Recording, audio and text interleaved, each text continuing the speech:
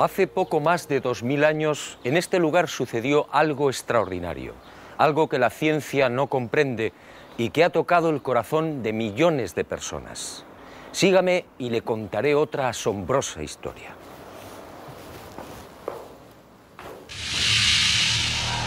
Todo empezó con el ajusticiamiento de un hombre. Fue brutalmente torturado. Fue azotado. Cargó un pesado madero hasta el lugar de ejecución. Fue clavado por las muñecas y pies y murió en la cruz. Y fue sepultado.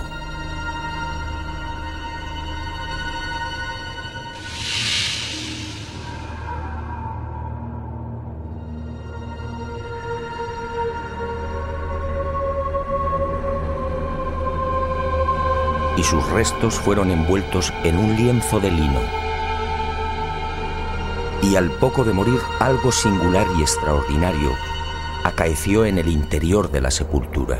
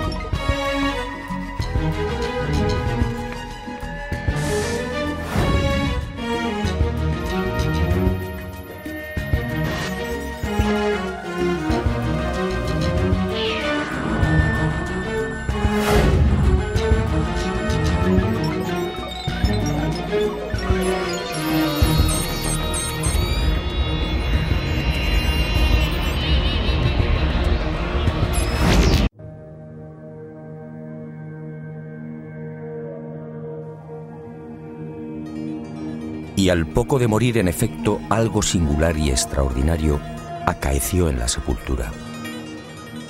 En aquel lienzo, nadie sabe cómo, quedó dibujada la imagen de un hombre muerto. Esa espectacular imagen recibe hoy el nombre de síndone o sábana santa. Sin duda, uno de los grandes misterios a los que se enfrenta la ciencia.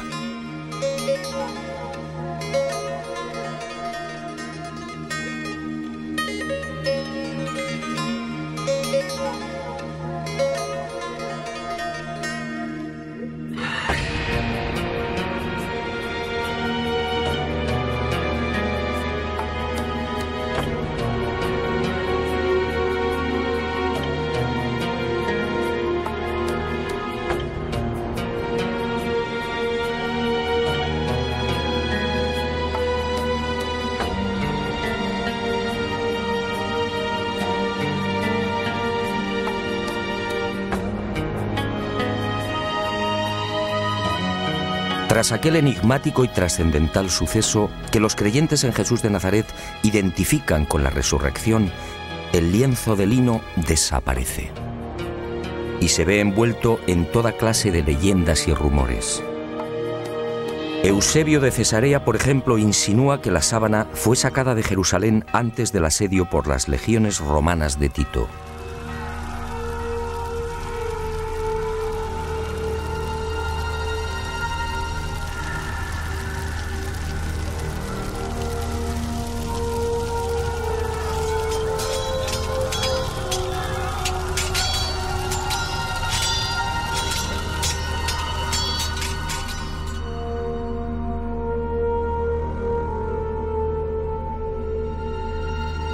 y los discípulos del Maestro pudieron ocultarla en la ciudad de Pela, al este del Jordán. Los evangelios apócrifos, en cambio, señalan otro destino y narran la historia de un rey sirio, Apgar, enfermo de lepra, que al saber de los prodigios de Jesús le ruega que lo cure. En una más que supuesta carta, Jesús responde anunciándole que una vez cumplida su misión enviará a Edesa, la actual ciudad turca de Urfa, a uno de sus discípulos para sanarle. Y la tradición asegura que Apgar, al envolverse en la sábana santa, quedó curado.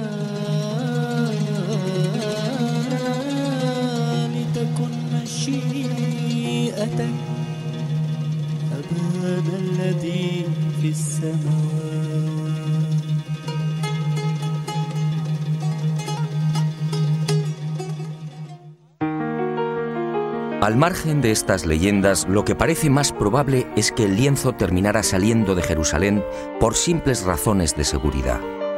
Como es sabido, la ley mosaica prohíbe el contacto con cadáveres o con restos funerarios. Este era el caso de la sábana santa. En opinión de muchos exégetas, los discípulos de Jesús, al hacerse con el lienzo mortuorio, se vieron en la necesidad de trasladarlo lejos de Israel, ocultándolo en alguna de las nacientes comunidades cristianas de Asia Menor. Y Edesa fue el lugar elegido, quién sabe si por la protección del mítico rey Apgar.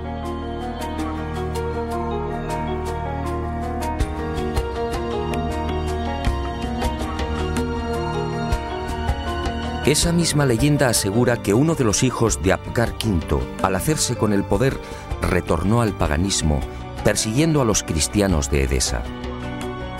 Y la sábana fue escondida en el interior de la muralla, sobre la puerta occidental. Después, durante siglos, silencio. Y en el año 525, al fin, una nueva pista. Cuentan las crónicas que en esa fecha Eulalio, obispo de Edesa, tuvo un sueño. Y en él una mujer le señaló el lugar donde se hallaba escondida la sábana. Al retirar los ladrillos de la muralla, el obispo en efecto encontró el lienzo. Desde entonces, la imagen del hombre muerto fue expuesta y venerada en Edesa. Y no se sabe exactamente por qué, pero solo fue mostrada la cabeza. Esta imagen recibiría el nombre de Mandilion, una imagen que inspiró sin duda a infinidad de artistas bizantinos y medievales.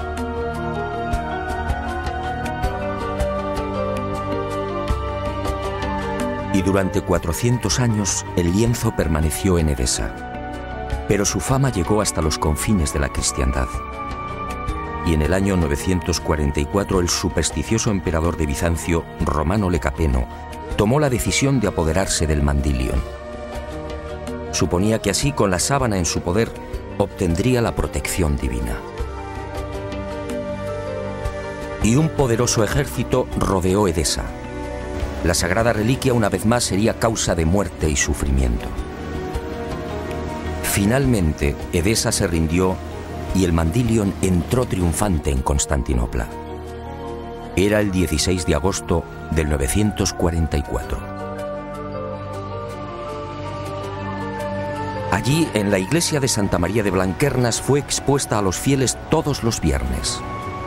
Robert de Clary, soldado y cronista de la mal llamada Cuarta Cruzada, dejó testimonio de ello. Había en Constantinopla, entre otros, un monasterio que se llamaba Nuestra Señora Santa María de Blanquernas, donde se conservaban las síndones en que nuestro Señor fue envuelto, que cada viernes se mostraba vertical, de modo que se podía ver bien la figura de nuestro Señor. Y de nuevo la guerra y el fanatismo religioso silenciaron el ya arduo peregrinaje de la sábana. En la noche del 9 al 10 de abril de 1204, los cristianos atacan Constantinopla. La ciudad arde y la síndone desaparece. No existen documentos que certifiquen su nuevo destino y los nuevos propietarios, pero todo señala a los caballeros templarios como los custodios del lienzo, al menos durante un siglo. No es ningún secreto que la Orden del Temple se funda, entre otras razones, para tratar de reconquistar Tierra Santa y, sobre todo, para poner a salvo determinados símbolos y objetos religiosos. Entre los más importantes, el cáliz de la Última Cena, el Arca de la Alianza y, sobre todo, la Sábana Santa.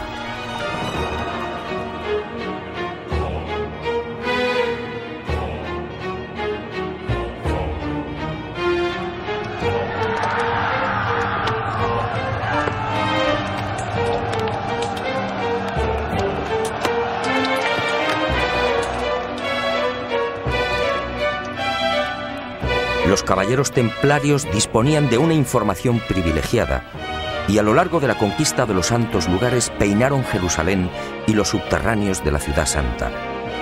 En especial, los túneles y cámaras secretos de lo que fue el primero y segundo templos de Salomón. ¿Encontraron lo que buscaban?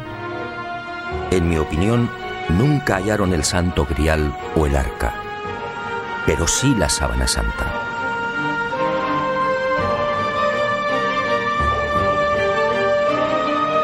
Se sabe que las múltiples reliquias reunidas por los templarios permanecen en la fortaleza de San Juan de Acre, en la costa norte del actual Israel, hasta 1291. Desde allí viajan a Chipre, Marsella, Besançon y París. ¿Pudo la Sábana Santa seguir ese itinerario? Es muy probable. Uno de los indicios que apunta a los templarios como los secretos propietarios de la síndone durante 145 años es la acusación por parte de la Santa Sede de venerar a un extraño rostro al que llamaban Baphomet, un rostro sospechosamente parecido al de la Sábana Santa. Esta, entre otras, sería la causa de la persecución y encarcelamiento de la poderosa orden templaria. En la noche del 6 de octubre de 1307, pocas horas antes de la caída de la cúpula templaria, un carro abandona la fortaleza del Temple en las afueras de París. El hombre que lo conduce se protege con una sábana. Los soldados de Felipe IV el Hermoso registran la carga de paja, pero no encuentran nada. Y la síndone que protege al conductor es puesta a buen recaudo. 7 años después, en 1314, Jacques de Molay, gran maestre de la orden templaria, y Godofredo de Charny, su lugarteniente y comendador de Normandía, son quemados vivos en una pequeña isla del Sena. La Sábana Santa sigue sin aparecer, pero sería por poco tiempo. En 1349, 42 años después de la caída del Temple, por orden del Papa Clemente V y del suceso del carro, otro Godofredo de Charny, señor de Lirey, saca a la luz el lienzo con la imagen del hombre muerto. Parece claro que ambos Godofredos de Charny eran parientes. ¿Pudo quedar la sábana en poder del segundo señor de Lirey? Es lógico, ya que la síndone se encuentra bajo su protección.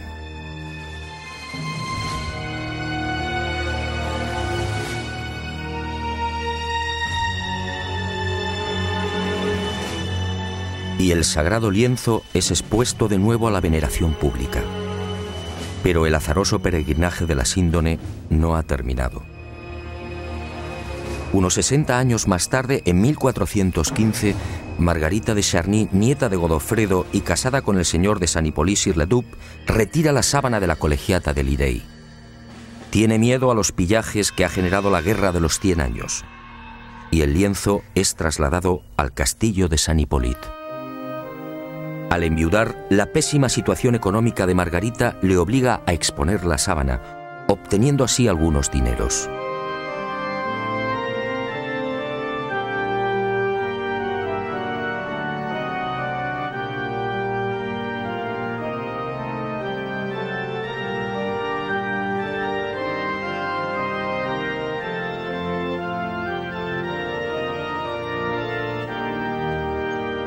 Las penurias económicas de Margarita de Charny se agudizan y finalmente se ve obligada a ceder el lienzo a la Casa de Saboya.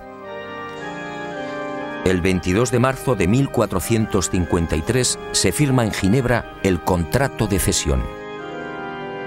A partir de ese momento y hasta 1983, la síndone sería propiedad de los Saboya. El 18 de marzo de ese año, los herederos de Humberto II de Saboya, ex rey de Italia, entregarían la sábana santa al Vaticano. Y el lienzo, como si de una maldición se tratase, continuó peregrinando de castillo en castillo. Por fin, en 1502, reposaría temporalmente en Chambéry. Fue en esta capilla en la noche del 3 al 4 de diciembre de 1532 donde la sábana santa estuvo a punto de ser destruida. Se declara un pavoroso incendio provocado al parecer por los calvinistas y la urna de plata que contiene la reliquia, regalo de Margarita de Austria en 1509, es retirada en el último momento. El fuego alcanza a la urna y varias gotas de plata fundida queman y traspasan los 48 pliegues en que se hallaba doblado el lienzo. También el agua empleada para sofocar el incendio impregna parte de la sábana, formando rombos que se repiten simétricamente a lo largo de la imagen.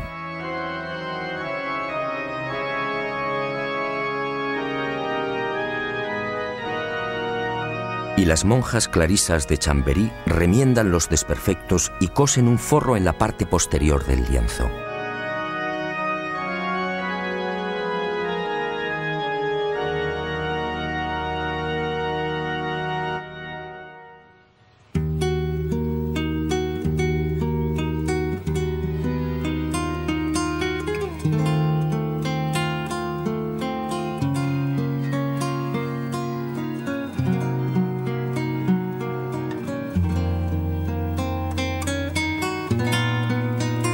La sábana santa se salva milagrosamente y la imagen vuelve a ser expuesta, ahora mágicamente centrada entre las líneas paralelas que dejó el fuego.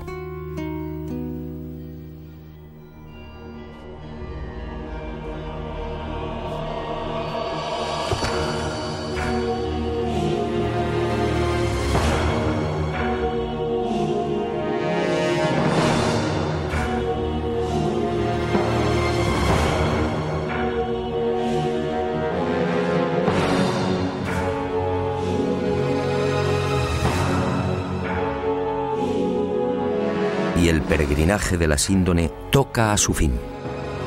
En 1578 se declara una epidemia de peste en Milán.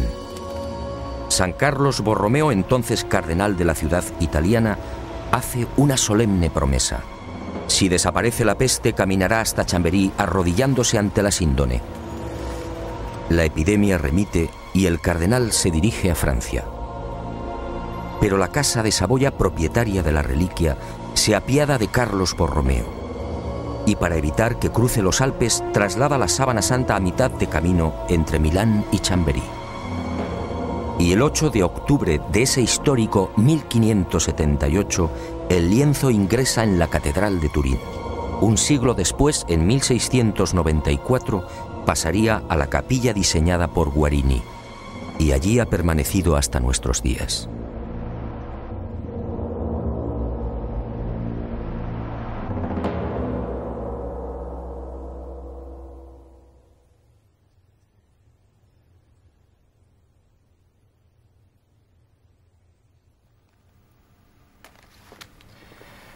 Evidentemente, a la vista de estos testimonios históricos, nadie debería dudar de la autenticidad de la sábana santa.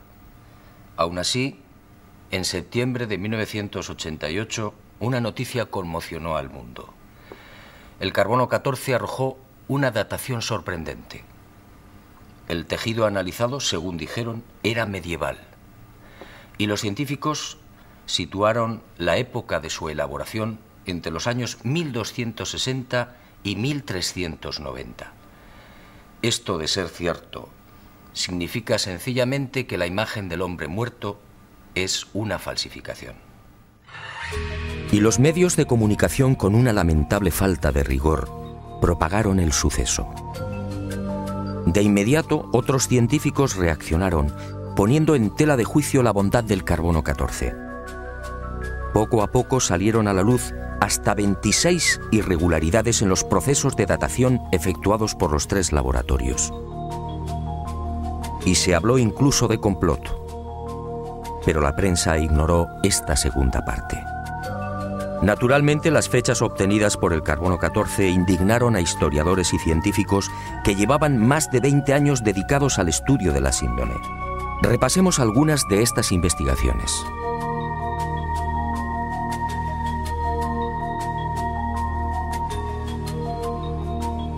El fotógrafo turinés Secondo Pia recibe el encargo de la Casa de Saboya de tomar varias imágenes de la Sábana Santa. Son las primeras fotos de la síndone. Al revelar las enormes placas, el fotógrafo queda perplejo. Los negativos en realidad son un positivo. Y el mundo contempla por primera vez el auténtico rostro y la imagen real del hombre muerto. La síndone, por tanto, es un negativo fotográfico. ¿Había fotógrafos en los siglos XIII y XIV? Un primer grupo de expertos examina la síndone y toma muestras de los hilos de lino. Nuevas sorpresas. No hay pintura, tintes ni pigmentos. Nadie se explica la formación de la imagen. El profesor Raes del Instituto de Tecnología Textil de Gante analiza estos hilillos y descubre con el microscopio la presencia de fibras de algodón. En Europa no se tejió el algodón hasta finales del siglo XV. La síndone, además, fue tejida a mano y con una textura denominada espina de pescado, una modalidad que llegaría al viejo continente en ese mismo siglo XV. El lienzo, en definitiva, según Gilbert Raes, es idéntico a los confeccionados en el Medio Oriente en el siglo I. Y surge otra inevitable pregunta. ¿Cómo se las ingenió el falsificador de los siglos XIII o XIV para introducir en la urdimbre unas fibras de algodón todavía desconocidas en Europa?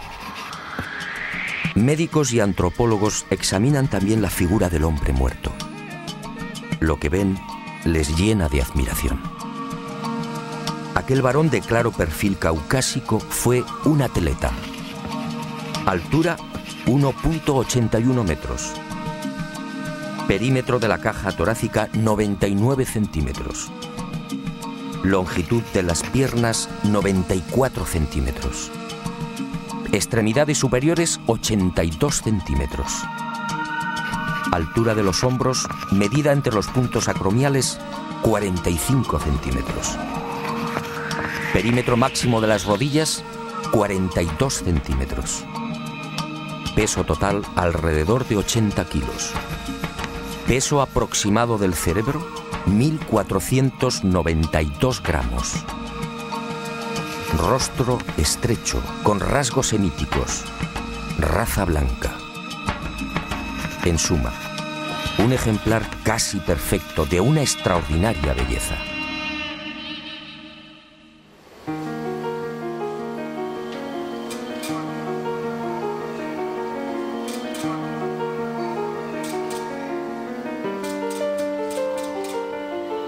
Los científicos tratan de imitar la imagen de la Sábana Santa y utilizan toda clase de procedimientos.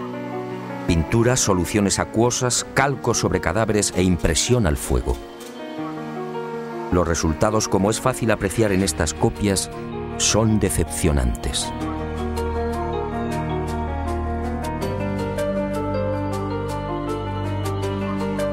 Ninguna de las imágenes obtenidas presenta la belleza, serenidad y perfección del hombre muerto. La duda sigue en el aire. ¿Cómo se las ingenió el supuesto falsificador para plasmar una figura tan precisa y delicada? Pero sigamos. Las sorpresas de los científicos apenas habían comenzado. En la noche del 23 de noviembre de 1973, Max Frey, palinólogo y experto en criminalística, tiene acceso a la Sábana Santa. Toma muestras del polvo adherido al lino y las analiza al microscopio electrónico.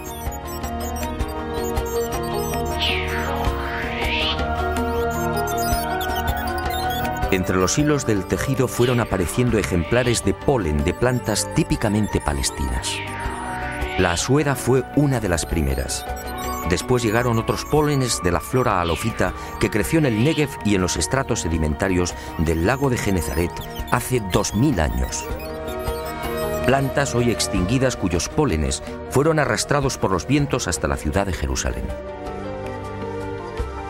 Y allí quedaron prisioneros entre los hilos de la síndone.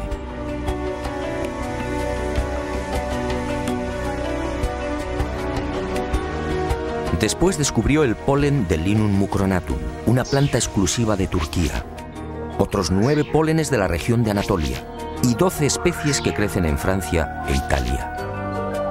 En total 22 pólenes que certificaban el peregrinaje de la Sábana Santa por Israel, Edesa, Constantinopla, Francia e Italia.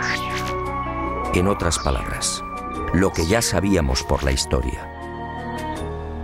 Y vuelvo a preguntarme, si la síndone hace 2000 años recibió el polen de plantas de Israel, ¿cómo se las arregló el falsificador de los siglos XIII o XIV para obtener un polen ya extinguido? ¿Cómo pudo seleccionarlos si el microscopio no estaba inventado?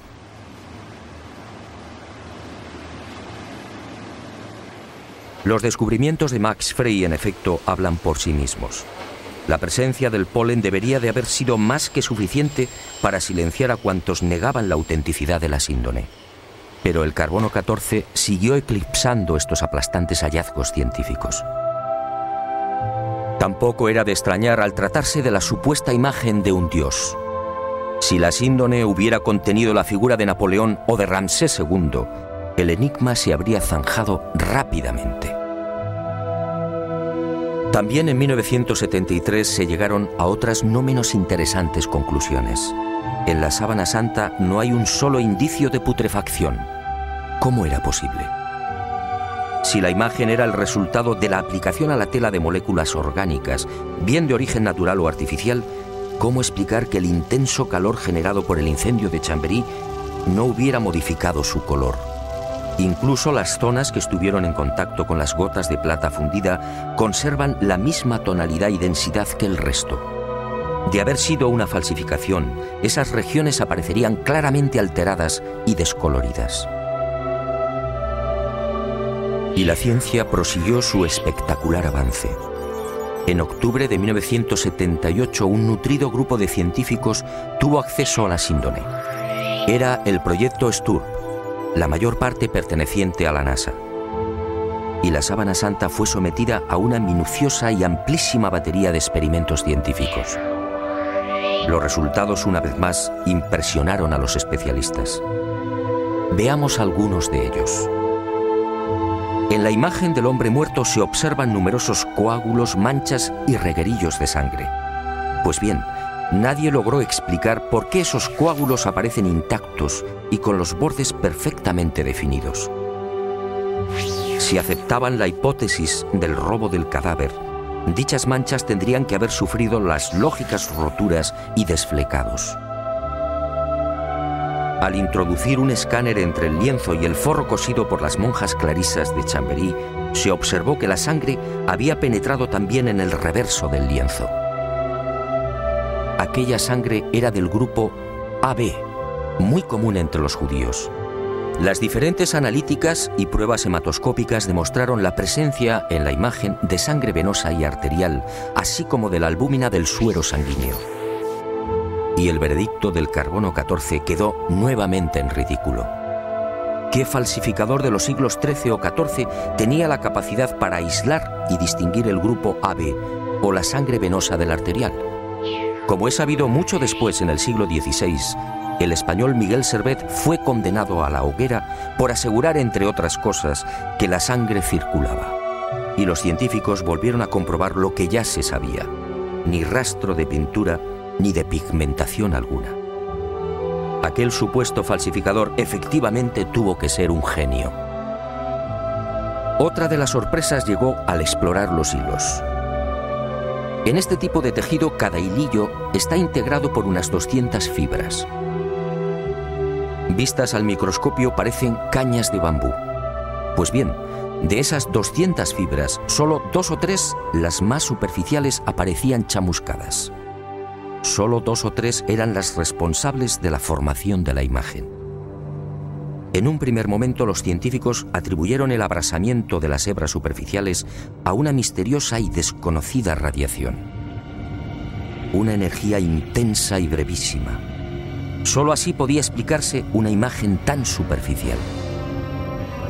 Después, al examinar las fibras con el microscopio de contraste de fases, se percataron de algo mucho más sutil. Las hebras en realidad no estaban quemadas. Las fibras habían sido deshidratadas, es decir, envejecidas y oxidadas en centésimas de segundo.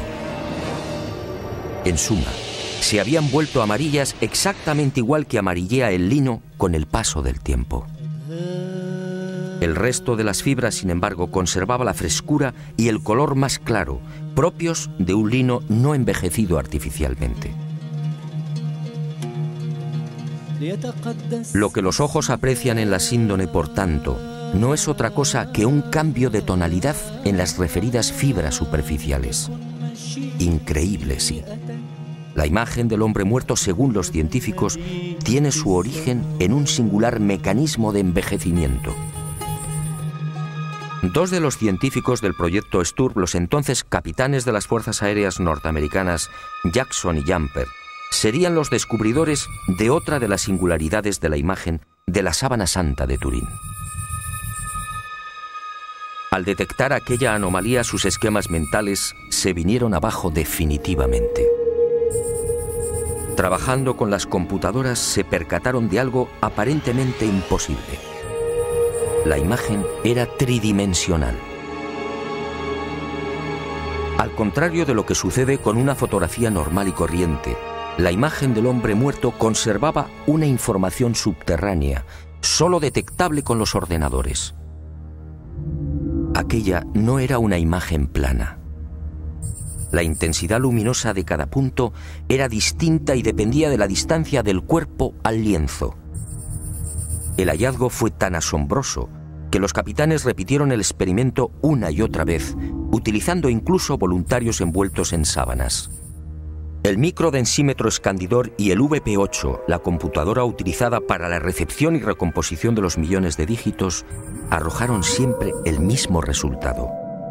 Las zonas del lienzo que tocaban el cadáver, la nariz por ejemplo, disfrutaban de una luminosidad superior a las que se hallaban más alejadas del cuerpo. Nuevo mazazo al carbono 14. Que se sepa solo en el siglo XX y con dificultades, fue posible la maravilla de la tridimensionalidad. En el transcurso de estos experimentos, Jackson y Jumper fueron a descubrir otro singular detalle. Al examinar las espaldas del hombre muerto, comprobaron que los músculos dorsales y deltoides aparecían extrañamente abombados. Esto llevó a los científicos a la siguiente deducción. Durante el proceso de formación de la imagen, el cadáver tuvo que permanecer inmóvil e ingrávido, es decir, en el aire. Y a Jackson y Jumper les corresponde también el descubrimiento de la primera pista de un hallazgo que me atrevo a calificar de definitivo y que fija la fecha de la aparición de la imagen. Ocurrió mientras trabajaban con la tridimensionalidad. De pronto, sobre los ojos descubrieron 2 círculos. ¿Se trataba de monedas? Esa justamente era la costumbre judía en los enterramientos próximos al sábado. Los párpados del difunto eran cerrados y sobre ellos se depositaban sendas monedas. Al poco, el padre Filas, jesuita norteamericano, redondeó el descubrimiento. Sus pesquisas entre los más destacados numismáticos dieron fruto. Las letras que se leen en uno de los círculos, Ukai, eran idénticas a las que presentan los leptones, unas pequeñas monedas de bronce de 2 gramos de peso y 15 milímetros de diámetro. Unas monedas acuñadas por Poncio en la provincia romana de la Judea entre los años 29 al 32. Ukai era parte de la leyenda Tiberiu Caesaris, es decir, de Tiberio César, el emperador que gobernaba en el año 30, fecha de la muerte de Jesús de Nazaret.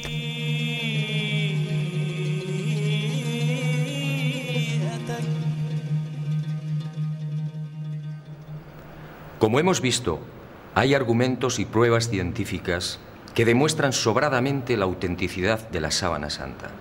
Alguien hace 2000 años, en aquel sepulcro, manipuló el tiempo e hizo desaparecer el cadáver. Una medida tan respetuosa como inteligente. ¿Imagina usted lo que habría sucedido si la humanidad hubiera conservado los huesos de Jesús de Nazaret?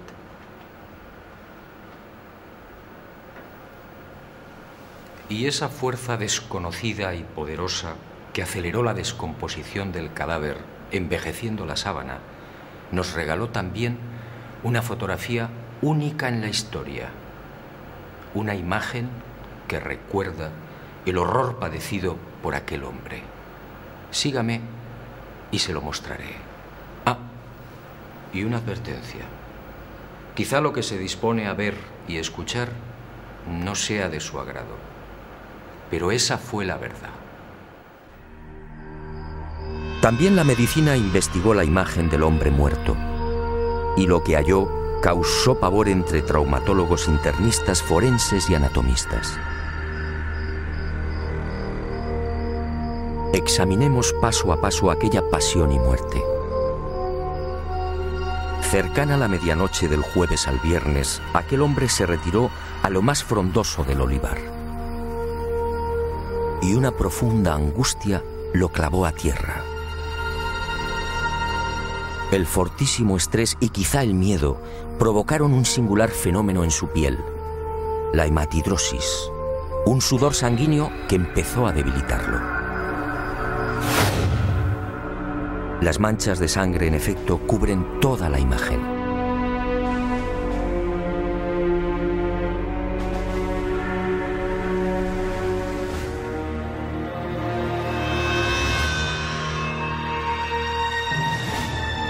Y al estudiar el rostro, los médicos descubrieron otro detalle aterrador. Durante el interrogatorio en la casa de Anás, Jesús no recibió una bofetada como reza la tradición, sino un violento bastonazo propinado por uno de los esbirros del ex sumo sacerdote. El palo, de unos 5 centímetros de diámetro, hundió la nariz y provocó un gran hematoma en el pómulo derecho. Así quedó reflejado en la síndone.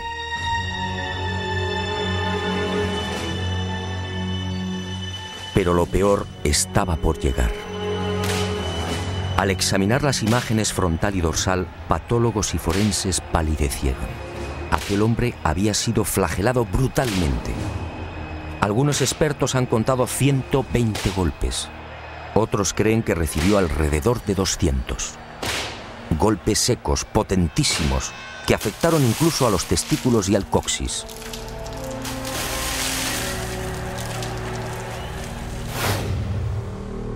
Golpes diabólicamente estudiados que no afectaron a la zona del corazón, evitando así la muerte prematura del reo. El mapa de los azotes no precisa de mayores comentarios. Los médicos no se explican cómo pudo sobrevivir. Coronación de espinas. La soldadesca romana de la fortaleza Antonia fabricó un casco con la Potherium spinosum, una zarza muy abundante en Palestina. Un matorral armado de púas rectas y en forma de pico de loro de hasta 6 centímetros de longitud. Y el yelmo fue encajado sin piedad en la cabeza del hombre, afectando a nuca, cuero cabelludo y frente.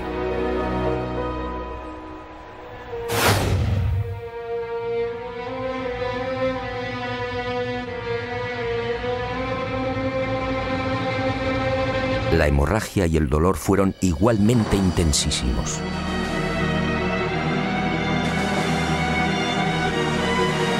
Minutos después, maltrecho, debilitado y febril, el reo se vería obligado a cargar sobre los hombros el madero transversal de la cruz, el patibulum, un tronco áspero y agresivo de unos 35 o 40 kilos de peso.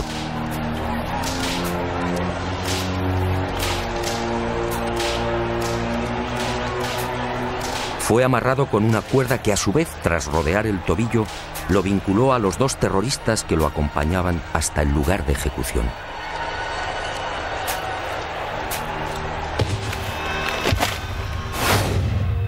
Y en esos 500 o 600 metros, la tortura de las caídas, los violentos impactos del rostro contra las piedras, las rodillas destrozadas, los dientes quebrados y los mechones de barba arrancados por los soldados al intentar levantarlo. La imagen de la Sábana Santa es fría y certera.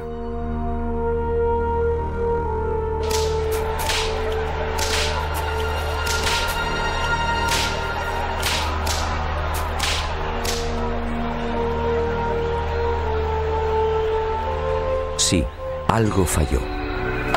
Según los médicos, el largo clavo de hierro de unos 20 o 25 centímetros utilizado para clavar una de las muñecas debió tropezar con un nudo y fue retirado y martilleado de nuevo.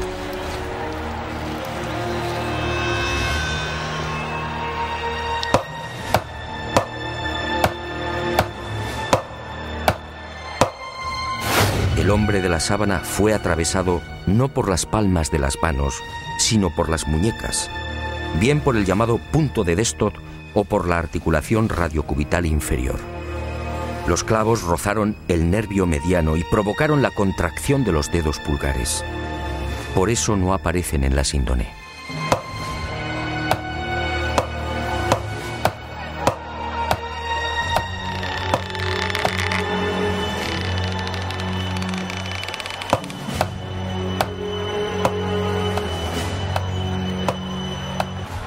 Con el tercer clavo, según los médicos, no hubo problemas. Entró limpiamente cosiendo ambos pies al madero vertical. Y la pierna izquierda permaneció flexionada. Así aparece en la imagen de la síndone como consecuencia del rigor mortis. El final se acerca y el suplicio va alcanzando unos límites difíciles de imaginar. El reo necesita respirar. Para ello solo dispone de un sistema: apoyarse en el clavo de los pies y alzarse a pulso milímetro a milímetro, con la ayuda de los clavos que perforan las muñecas. El corazón bombea desesperadamente, alcanzando hasta 180 pulsaciones por minuto. A los 10 o 12 minutos, pérdida de conocimiento. Pero el hombre se recupera. Nueva lucha para obtener un poco de oxígeno. La tetanización gana la batalla. Las piernas quedan inutilizadas. Ahora solo puede alzarse con el auxilio de las muñecas y músculos de los hombros. El cataclismo es generalizado. Finalmente el corazón se rompe. La agonía se ha prolongado durante hora y media. La medicina, perpleja, sigue muda.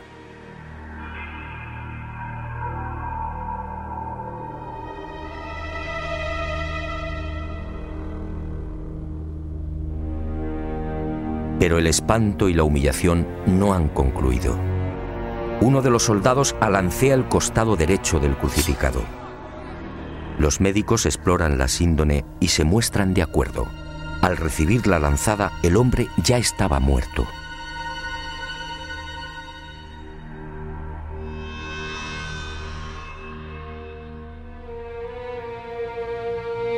La lanza resbaló por encima de la sexta costilla, atravesó pulmón y corazón y abrió la aurícula derecha. Y manó sangre y agua. Sangre de la vena cava superior. Agua o líquido seroso del pulmón. Después, en el descendimiento o en el traslado al sepulcro por efecto de la gravedad, la vena cava inferior se vació igualmente. Y ese reguero aparece también en la cintura del hombre muerto.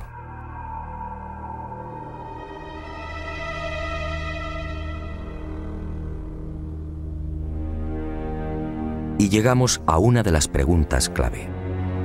¿Quién era este hombre? ¿Se trataba de Jesús de Nazaret?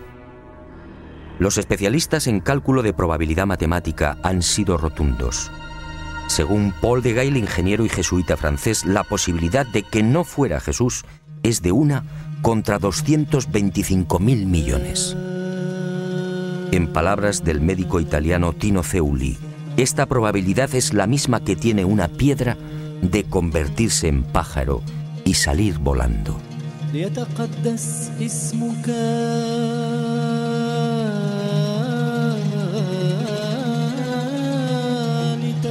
Efectivamente, esta imagen solo puede ser la del hombre que fue torturado y crucificado en Palestina hace 2000 años. Jesús de Nazaret. Y ahí surge una nueva y escalofriante posibilidad. Algún día, a no tardar, la ciencia estará en condiciones de extraer de la sangre de la sábana santa una muestra de ADN. Entonces el mundo podría asistir a la clonación de aquel hombre muerto. La clonación de Jesús de Nazaret. Decenas o cientos de cuerpos físicamente idénticos al del Maestro.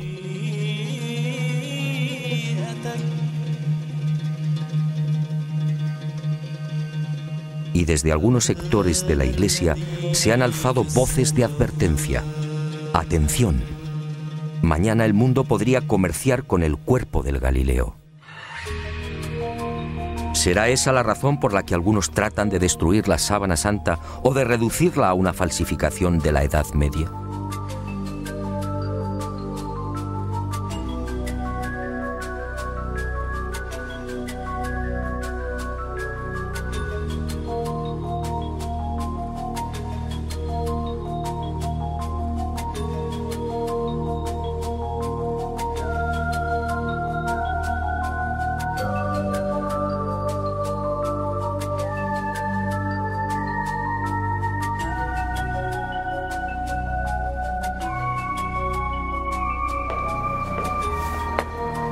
Ahora lo sé. Jesús de Nazaret, mi Dios y Creador, se guardó un as en la manga. Un as para los escépticos, el as de la resurrección. Algo que felizmente también le pasará a usted.